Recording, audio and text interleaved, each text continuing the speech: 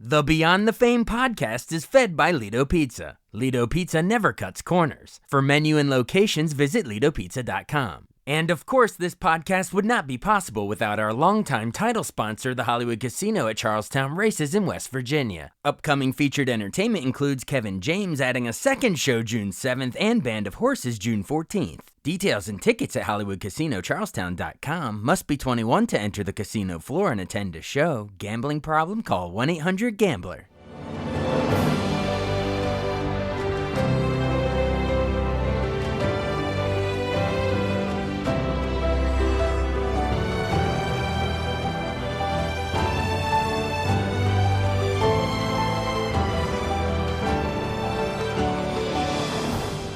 Welcome to the newest episode of Beyond the Fame with Jason Fraley. I'm your host, Jason Fraley, picking the brains of the top filmmakers, musicians, and artists of our time. Ron Dante fronts the Turtles for the Happy Together tour at the Birchmere in Alexandria, Virginia on June 8th and June 10th. He joined me to discuss his fascinating career, fronting the Archies for the bubblegum pop hit Sugar Sugar, then producing iconic records for Barry Manilow, and now keeping the Turtles tunes alive on tour. Hey, Ron Dante, hey, thank you so much for joining the show today. My pleasure, Jason. Good to be here. Yes, we are talking to the prolific lead singer of, not only of the Archies back in the day, but now fronting the iconic band, the Turtles, because you're coming for the Happy Together tour at the Birchmere in Alexandria, Virginia on June 8th and June 10th. So how long exactly have you been touring with the Turtles? It's been at least, 7 years, something like that? You're correct. It's my lucky 7 year. Awesome. So since 2018, you started filling in for Howard Kalin. Was he having health issues at the time, or how did they tap you to step in? Well, in 2017, I was the opening act for the Happy Together, doing my Archie songs, my cufflink songs.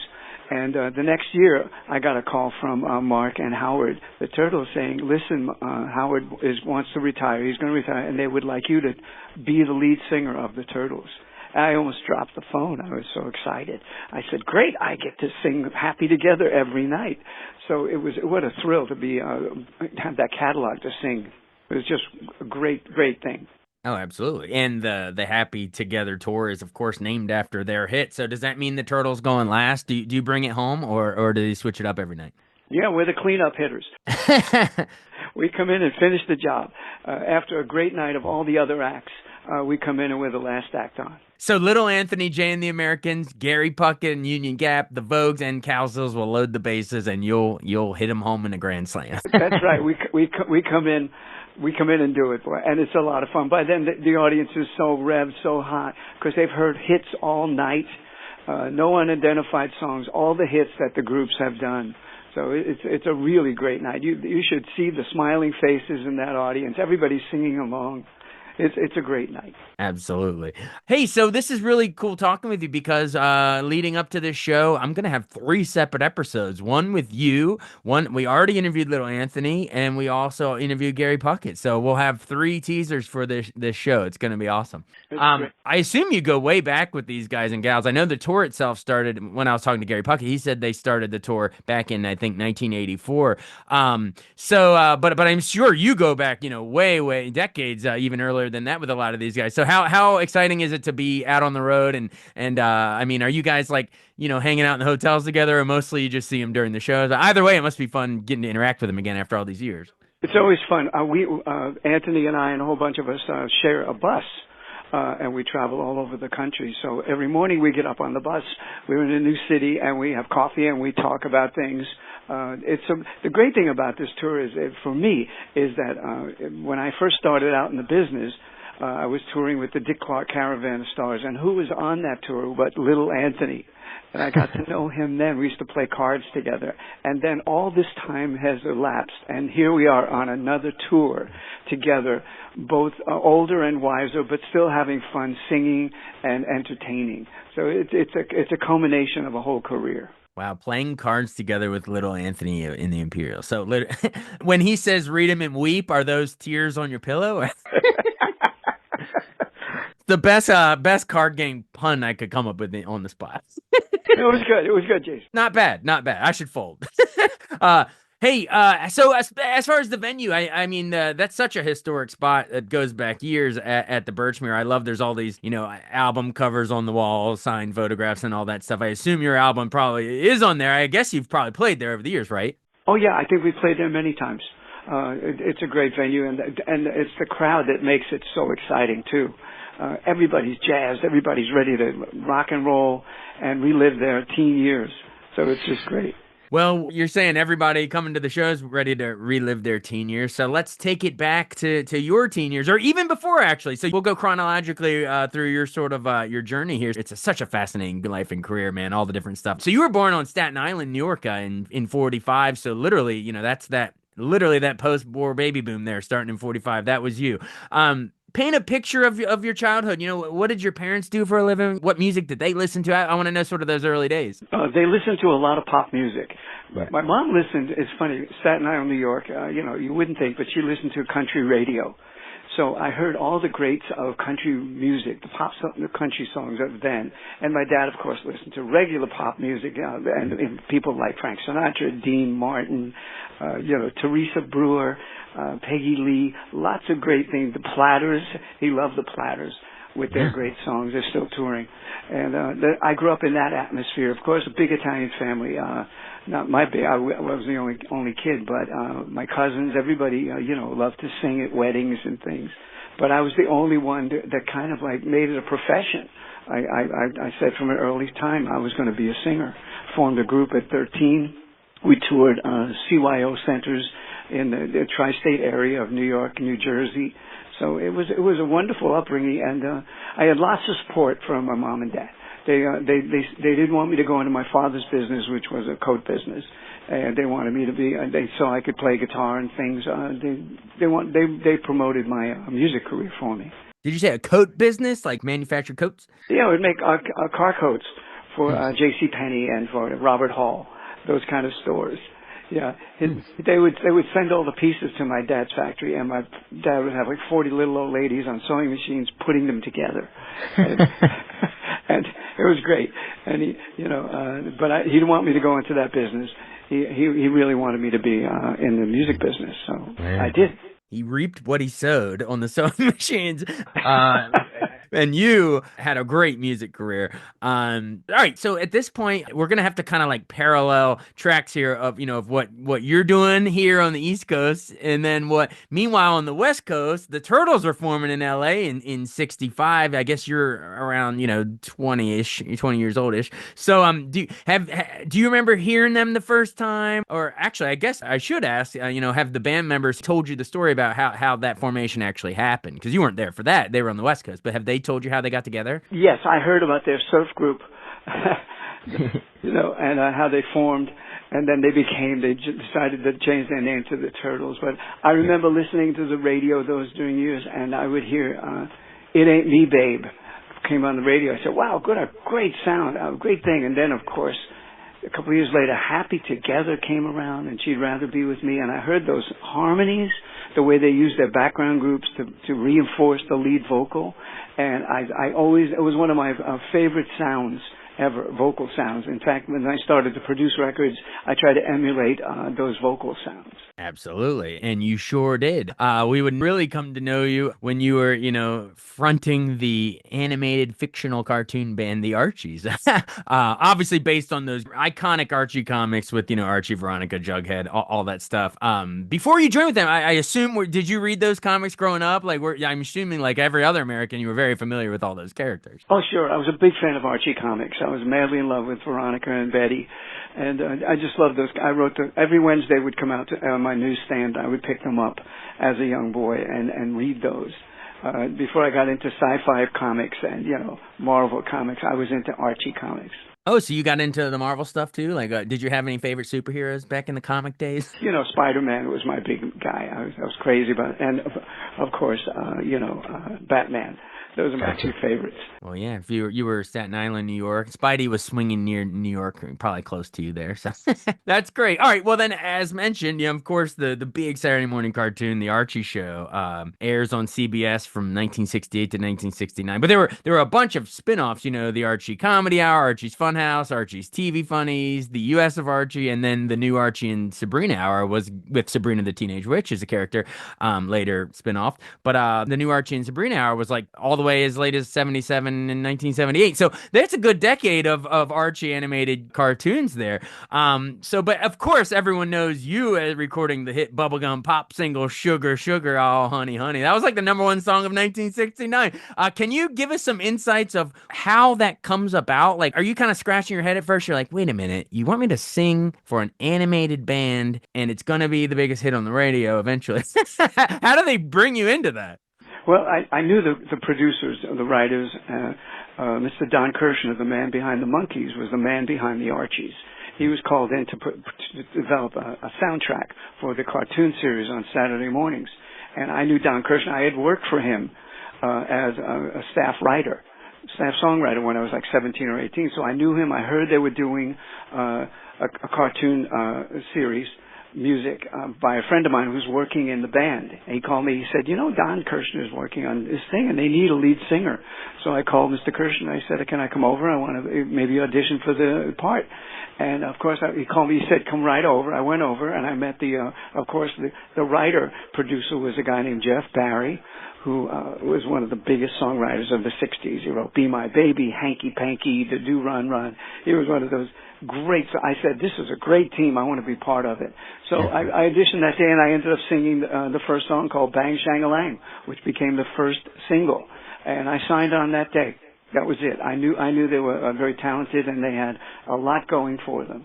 So I figured the three of us made a very strong team. Absolutely. And folks, I know in hindsight that it might sound like such a wild concept of, hit songs off of an animated show, but like you got to remember, like even the Beatles had like their own animated show around that time too. I mean, I guess just right before. After that came Jackson 5 and the Osmonds, whole bunch of things. Oh yeah. It was pretty of the norm at the time. But Sugar Sugar, I mean, any other insights on recording? You went into the songwriting of it, but any other insights of you being in the booth in the studio recording it? Did it take a bunch of takes, or did you get it pretty quickly? I got it pretty quickly. Actually, the track took longer than most of the tracks that we did. Jeff Barry, took care about the bass line and the drums and the percussion. So it took like 2 hours to get the track down, the music track. And then of course, I was learning the song as they were putting the track down. So I went in, I knew exactly the kind of voice I wanted to use. I just wanted it to be a hushed voice with a lot of personality. And that came across. And little did I know it would become the number one record of the year, song of the year, and travel around the world as number one in every country. I mean, RCA Victor was, who distributed Kirshner's records, was an international company. So they had put singles put out in Zambia and Russia and Japan and China. They had them put out all over the world. People just loved the sound of it. They didn't even know what the words meant sometimes in those countries. Do you remember where you were when you heard it the first time? Is it burned in your brain, like you riding in the car, or do you remember where you heard it? Yeah, I was driving up the East Side freeway in Manhattan, going to work, and I had my car radio on, and all of a sudden, WABC, the biggest rock station in New York City, started to play it, and when they played it every hour. Every hour. And so it was the biggest thrill. I turned that radio up. I was in a convertible. I was hoping people around me heard it. Oh, that's so cool. And yes, like we said, the biggest song of the year. And that's, you were even ahead of Fifth Dimension's Aquarius, Let the Sunshine In. That was number 2. So you were number 1. And, it's fun. It's really funny to think because 1969, you think of, Woodstock and Jimi Hendrix and stuff like that. You know what I mean? But there's Sugar Sugar, All Honey Honey is sort of that is the catchy pop single that is more played than any of those, harder rock songs. So do you look in hindsight, do you look back on that? It's an interesting juxtaposition, right? You think of like the, psychedelic, drugged out Woodstock kind of a vibe, and then you're kind of on the other end of it. Yeah, it just showed that the country wanted to hear some happy stuff too. They wanted to just dance and have some happy stuff, because it was a very serious time. Vietnam War, all kinds of things were going on. But 1969 was an unbelievable year with the Man on the Moon, Woodstock. My Mets won. And the year after all those, civil rights movement assassinations, etc. Like 68 was such a pivotal and uproarious time. So you're saying maybe Sugar Sugar, and they wanted something calm and happy, I guess, after such tumult. Yeah, it was kind of a relief. Yeah. To kind of relieve the tension, because it was such a fun song and such a fun sound, and you could dance to it. That was one of the best things about it. The percussion on it was just great. Absolutely. Well, it's an iconic song. All right. So you're, top of the world at that point. You're singing Sugar Sugar on the radio. Top song is 69. I guess the Turtles doing You Showed Me that same year. But then you also in 69, you have another hit with another outfit called the Cufflinks. You have Tracy is like a top 10 hit as well in 69. So how did that come together? You were the lead singer of the Cufflinks at the same time as the Archies. Was it interesting being, in a hit animated band and another band all in the same year? It just happened. I was always doing demos for songwriters.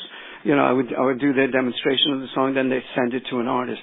But a lot of my demos became singles. People put them out. So these fellas, Paul Vance, Lee Pockris, who wrote a hit song called Itsy Bitsy Teeny Weeny Yellow Polka Dot Bikini. So I knew they were songwriters. They had this song called Tracy. They brought me in. They said, put your voice on it, and I want you to do a bunch of backgrounds, make up some backgrounds. So I made it sound. The funny thing is, I wanted it to sound like the Turtles or the Association or the Vogues, one of those groups with all the backgrounds reinforcing the lead. And that's the way I thought about it. So I put about 20 to 25 voices on it myself. Kept multi-tracking my voice, which means you just keep singing and they keep recording it, and you make up different parts. It was great. At one point, Tracy was number 9 and Sugar Sugar was number 1. And so I had 2 in the top 10 in 69. Not bad, bad. It would even be on the radio. I'd hear Sugar Sugar, and then 2 cuts later, the DJs would play Tracy. And of course, there were 2 different sounds I made. One was very young. Sugar Sugar was meant to be for bubblegummers, kids between 9 and 13, 14 right. Originally. But the Cufflinks was supposed to be a grown-up group. So I would use my full adult voice on that. So there were 2 different sounds. People didn't notice that there was the same singer. They didn't know it was the same guy, and you're sitting there smiling like, haha, I got 2 in the top 10. They can't take that away from me. No, few people can ever say that in the history of music. That's why this is such a fun conversation. And keep listening, because it gets even crazier and wilder, all the different things you do. All right, so then after that, I guess, the Cufflinks, they replace you with Joey Cord and Rupert Holmes, who would do the, If You Like Pina Coladas, all that. So I always thought that was a fun tidbit on the back end of the Cufflinks after you left. But as far as what you're doing, from 73 to 1981, you become the huge record producer for Barry Manilow, and you even sing backup on some of the hits like Mandy in 74, but they're behind the scenes for many songs for Barry. So how does that introduction happen, and how rewarding was it getting to produce a legend like Barry Manilow? There's few voices that have ever come along like him. Yes, I was thrilled to meet him. I was booked to sing on a commercial, and the writer of the commercial was Barry Manilow, and he had just started to work with Bette Midler. So he had not had a solo record yet. And I remember thinking, what a great song he wrote for this Pepsi product. And afterwards, he said, oh, you're Ron Dante. You had the Archies Cufflinks. He said, I want to be a soloist. Would you like to listen to some of my songs? And I said, absolutely. So I met him a few days later, and he played me 4 or 5 of his songs. And I said, we have to go into the studio. I knew the voice, and I knew he had the songs. So we went in the studio, and we did our first demo tape. We arranged a showcase in New York City and got some record company guys to come down, and one of the companies signed them, and we had our first album. And about a year later, we had our first hit in Mandy. And for 5-6 years, we never left the charts. We just kept producing singles. The singles, Copacabana, Even Now, I Write the Songs, and Can't Smile Without You were all the productions I produced on Barry. Didn't you also do Looks Like We Made It? Could It Be Magic? You did a ton, right? Yeah. We did all of his hits for 6 years. That's great. And when you mentioned Copacabana, I just am smiling because, Barry Manilow, he's come on the show before too, if folks want to look up in the archives. But, Barry Manilow is from, I guess, Brooklyn, I think. You grew up in Staten Island, so New York City and at the Copa, like that is like in your backyard. So do you feel extra proud that you're able to, just like a Sinatra singing New York, or a Scorsese doing a long single take through the Copa in Goodfellas, New York guys, do you feel extra proud that you have such a pop culture in our imagination of New York City, the song Copacabana? Like, do you feel extra proud that as New York guys, you were able to put a stamp on that city with that song? Absolutely. Yeah. Being East Coast New York, born and bred, the Copa was a very special place. Of course, it's an icon place. Do you know that when we finished the mix on Copacabana, all the percussion we put on and all the stuff, we went over to the Copacabana, which had become a disco about midnight, and we went in and we bribed the DJ to play our acetate, play the first cut of Copacabana, and the people have been dancing to Disco Inferno and a whole bunch of other type of disco things, Bee Gees, and when they originally put on the cut, it hit the floor, people kind of stopped. It was all these couples just stopped, and Barry and I both, oh no, it's not going to be a dance hit. And all of a sudden, one couple started to twirl around and make a dance up and started to dance with it. And everybody else joined in. And the DJ turned it up super loud, and we knew we had something. We knew that was our test. I said, if it can work here, it can work in Miami, it can work in San Francisco, it can work Chicago, it can work all over the place. That's so cool to hear that all the people were dancing to disco and Bee Gees and stuff, but they put on this sort of throwback Copa sounding record. It's the fact that it's playing and working in the disco era at the actual Copa, that must have been a surreal experience. Thanks for sharing that story. And speaking of New York, we're not done, folks. His wild, fascinating career keeps getting crazier as I'm going down the list here. It's you also take Broadway by storm. You produced the Tony-winning Broadway musical Ain't Misbehavin' in 1978, of course, based on the Fats Waller music. How does that detour happen? That's another left turn. You do bubblegum pop, then you're doing Barry Manilow, but now how does Broadway enter your life? Well, all the music publishers, I started off walking around the city streets as a kid trying to get a deal with publishers, and they're all located near Schubert Alley and all those Broadway theaters. So I always wanted to be involved in the show. I saw some of those musicals. I thought they were great. So about the time I was still producing metal, I went to a party and I met a good friend of mine named James Lipton, who was with the Actors Studio interview show. Wait, the James Lipton? Yes, we met. We were having a drink together. He said, I need a partner to produce a Broadway show. Would you be interested in being involved? And I said, absolutely. And he sent me over to the Manhattan Theater Club to see 5 people and a piano doing Ain't Misbehavin'. And I said, this is going to go to Broadway? He said, yes, it's going to Broadway, and we need a partner. It'll be me, you, and the Schubert Organization. And I jumped on it.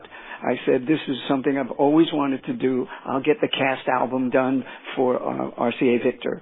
And it was just a magical show with Nell Carter and a whole bunch of great, talented people, 5 of them on stage every night. It ran for 3 years, and the first year I saw almost every performance. I was so proud.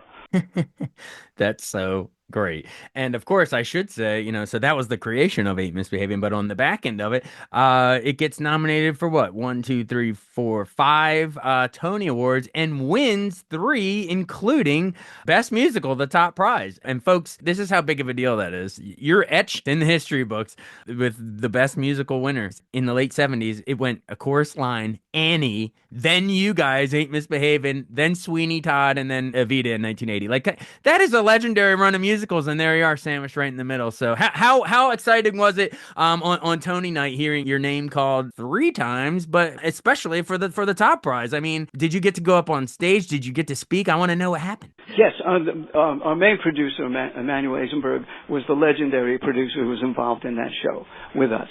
So he said, listen, there are 2 producers, 3 producers, 4, whatever.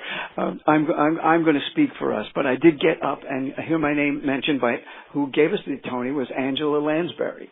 Whoa. So it was one of those. There's a picture of me with Lansbury, and I've got this big smile on my face because Here's this guy from Staten Island who never thought he'd be on the stage of Tony night getting a producer's award. It was just I was so blessed in my career and grateful for the opportunities that came along. Wow. And this is what, 1978. So we're 16 years after Manchurian Candidate. That was 62. She was so good. We mentioned playing cards earlier in this interview, but in that movie, she played cards to hypnotize people. It's a great movie. Wasn't that great? Scary. The scary in that role. Not to mention Gaslight and all the others. But there you are. She's reading your category. That's amazing. All right. And then again, so you've dominated the music world, you've dominated Broadway, and you try another little medium here. Did I see you were also publisher of the Parish Review? Yes, yes. Another one, my off the grid type of things. Yeah. The reason that happened was my next door neighbor in New York City was a guy named George Plimpton. We became friends, and we would play pool. He had a pool table. We'd play pool every Sunday, and one night he said to me, "We need a new publisher. Our publisher's stopping funding the Paris Review. We need a new publisher. Would you be interested in becoming the publisher?" And I said, "Sure, if you can beat me this game." And sure enough, he beat me on that game. But I was going to do it anyway. But I thought it was a fun story anyway. But that's the way it happened, and I just loved the magazine. George was the best entertainer and writer in town for me. He just knew everybody. So you're publisher of the Parish Review from 1978 to, I guess, 85. Do you have any particular magazine covers or feature stories that you fondly remember as like some highlights during your time? Well, the magazine was unbelievable. He was the first magazine ever to get Ernest Hemingway interview. He never did interviews. Wow. Every month he would have another famous writer or somebody who deserved to be part of the Paris Review. The covers were done by all kinds of great artists. Every month there would be another great artist.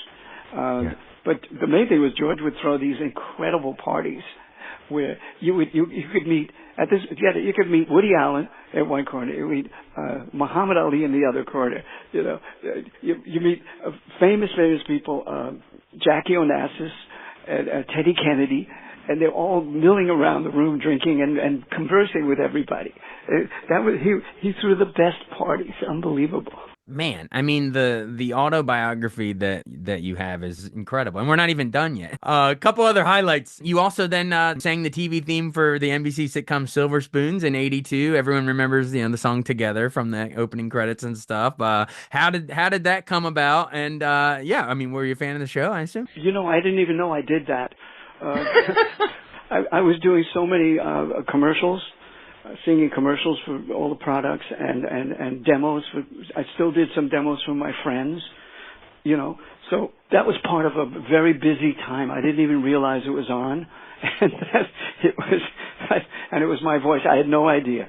Wow. So you only learned about it sort of in hindsight. Someone was like, "Hey, by the way, that song you recorded is now the theme song of that." Exactly. It was one of those, fun things that happened along the way. Wow. That's awesome. Well, there's so many highlights, but you've been so generous with your time. I don't want to keep you too long, but I mean, are there any other personal highlights that we haven't hit, like in the time since then? I mean, we were kind of moving chronologically, but that only took Silver Spoons was still early 80s. So there's another like 40 years we haven't even really covered, but is there any other highlights that I would be remiss if we don't talk about in the recent decades? Yeah, the main thing is that you've covered many of the points in my life that stand out and are great memories. But I always look to the future. I say, what am I doing today? I am gearing up for next week's opening of the Happy Together tour, which is one of the joys of my life, to get out there and see 100,000 people over, a 3-month period at these shows. So that's also one of the great things I get to do. And at this point in my life, what a gift to have the people calling and saying, would you come out and sing? So I'm doing that, and I still produce. I produced last year. I produced a single on my friend Brian Hyland, and I'm always looking around for the next project, whatever it may be, Broadway, theater, film. I'm always keeping my eyes open for things like that. That is awesome. And I guess this August you'll be celebrating your 80th birthday, and you're still going strong. So happy early birthday, my friend. Thank you very much. I can't believe it. Well, what do you want your legacy? Looking back over everything we talked about, I mean, what do you want your legacy to be in music? That you were a versatile person in so many different mediums here in showbiz. I mean, you've done TV, you've done music, you've done Broadway. I mean, you've done it all, really. So, I mean, what do you want your legacy to be? Well, I think my legacy, it'll speak for itself, the accomplishments. But if people can remember my voice and my productions and smile and know that it brought them some joy and peace, maybe, that would be a great legacy. Well, that's the perfect place to leave it. Ron Dante, thank you so much for joining the show today. Again, everyone, it's the Happy Together Tour at the Birchmere in Alexandria, Virginia on June 8th and 10th. Again, it'll be Little Anthony, Jay and the Americans, Gary Puckett and Union Gap, the Vogues, and the Cowsills, all loading the bases, and then Ron Dante will be fronting the Turtles to hit the Grand Slam. Hey, thank you so much for doing this. I appreciate it. You bet, Jason. I'm always happy to promote the tour and get the information out there. The more the merrier. Absolutely. Well, from all of us in Alexandria, we're excited to see you, and we guess we'll just say we can't see us loving nobody but you. You're the man. Thanks so much for listening to Beyond the Fame with Jason Fraley. Our theme music is Scott Buckley's Clarion. Remember to give us a 5-star rating if you like what you hear. We'll see you next time.